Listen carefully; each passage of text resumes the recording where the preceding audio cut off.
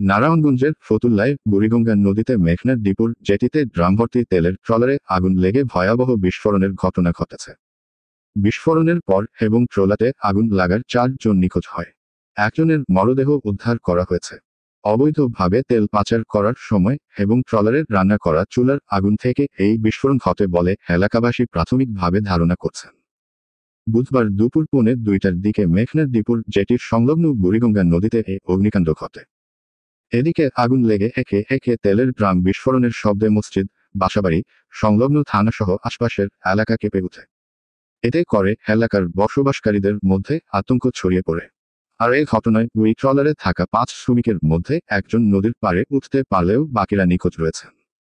তবে কেউ কেউ বলছে কয়েকজন দগ্ধ হওয়া শ্রমিককে হাসপাতালে পাঠানো হয়েছে। আর নিয়ন্ত্রণ আসার পর উক্ত ট্রলার থেকে একজনের মরদেহ উদ্ধার করে। ডিপোর ইনচার্জ জিয়াউর রহমান জানান, ট্রলারে করে তেল নিয়ে তারা বরিশালের মনপুরায় যাচ্ছিল। ট্রলারে 4 জন শ্রমিক ছিলেন। তারা ভেতরে রান্না করছিল। এ সময় সেখানে থেকে হয়তো আগুন লাগতে পারে। ট্রলারটিতে 86 ড্রাম পেট্রোল ও 70 ড্রাম ডিজেল ছিল। প্রায় সব তেলবাহী ড্রাম অগ্নিকাণ্ডে বিস্ফোরিত হয়।